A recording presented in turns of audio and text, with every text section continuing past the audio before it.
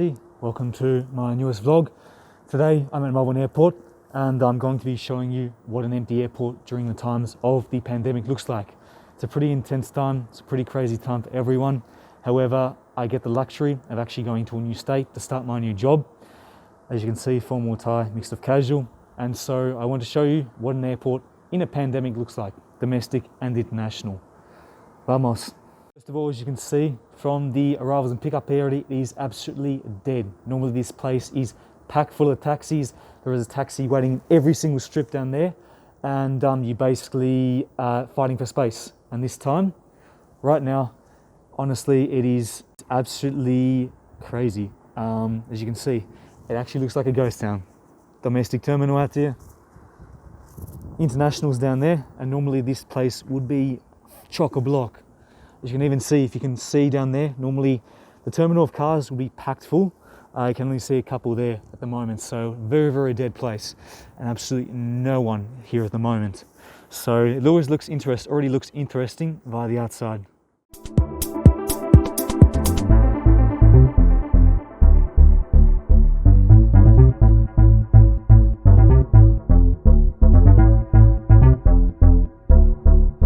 Currently at the domestic terminal down at T2 in Melbourne Airport, and from the things you see here, it's very, very deserted. Take a look. Barely anyone around at the moment.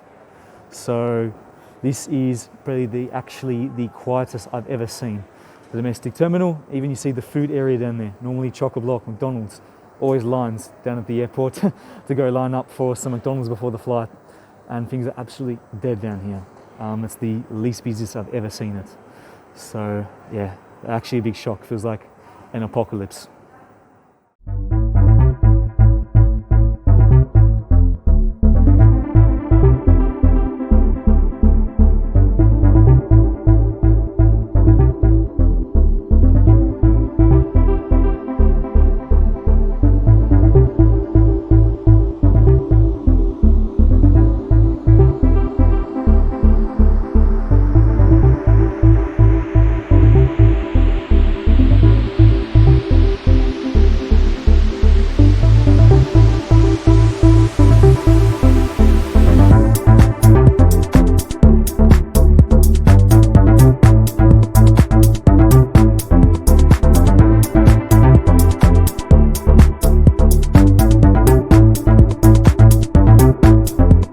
The section most surprising of the airport would have to be the international section, because there are no flights going out of Australia currently. It is absolutely dead. Not a single person apart from the maintenance and aircraft workers in here at the moment. Take a look, you'd probably be shocked from the regular.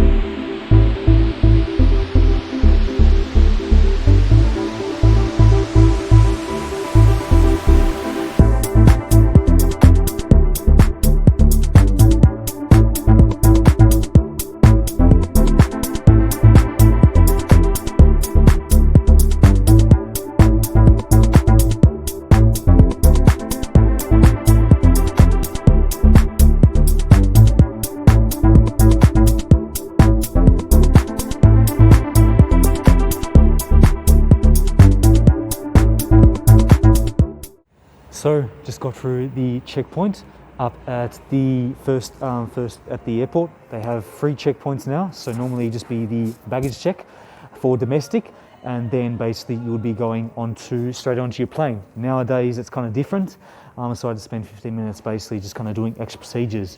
The first step is they ask you for a COVID test. They do a COVID test on you using temperature check. In Melbourne, and for non-internationals, they don't do the swab test up your nose. They only do the basic temperature test.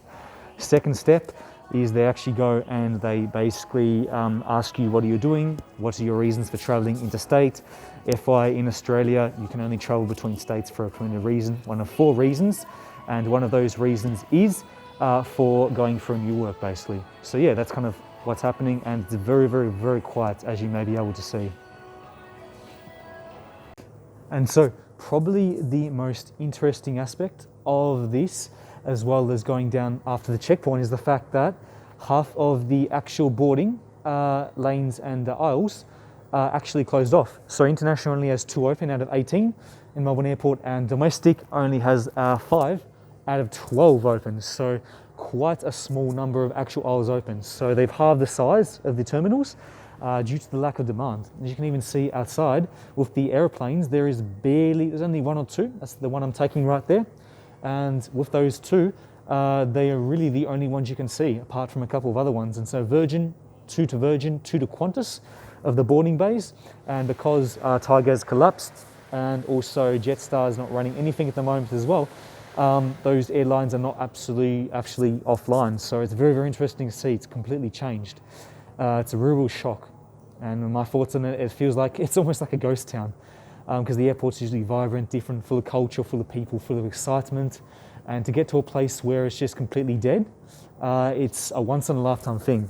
It's almost like going to an art museum, the Louvre, or one of the popular ones, maybe Melbourne Art Gallery if you're in Melbourne, and finding 0 people. It just doesn't feel the same, doesn't have the same energy. It's very, very weird with everything closed.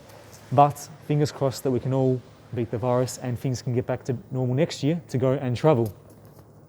Just getting on the plane here, just a little short stop before we take off.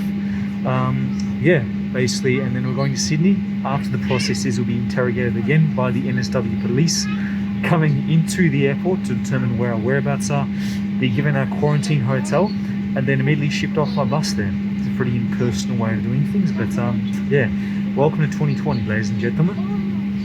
We'll see how we go when it gets there. Ciao.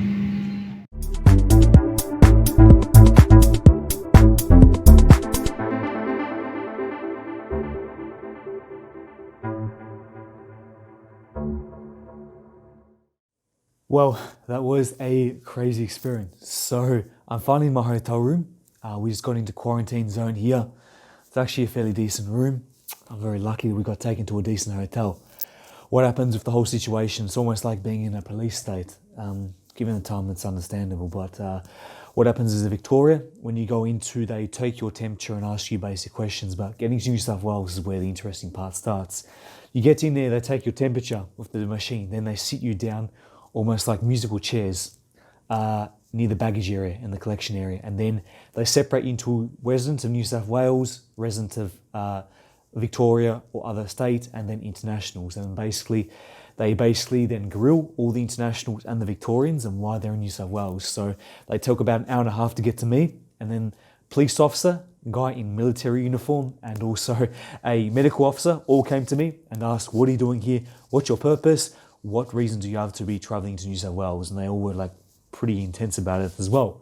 So it's pretty intimidating for some people, pretty interesting experience. I've never made to feel like a traitor or a criminal when going traveling. It's the first time and probably the only time. Hopefully, given we live in Australia, I live in Australia. Nothing's guaranteed though. And then they ask you and request you provide documentation, references, and also they want you to then provide proof of your application and then a forward-on address of where you'll be staying afterwards and emergency details.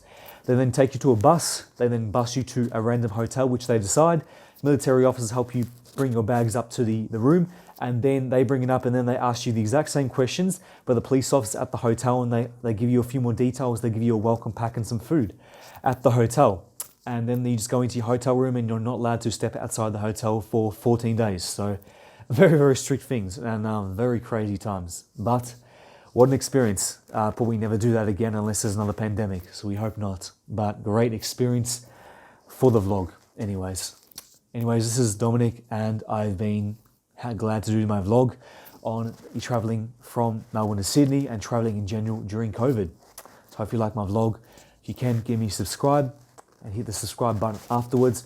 And also if you can leave a comment what you thought and maybe down below on what is the most crazy or ridiculous part of the whole procedure on traveling at the moment. And I'll definitely choose the best comment to give a shout out to next video if you want to comment and go on that competition.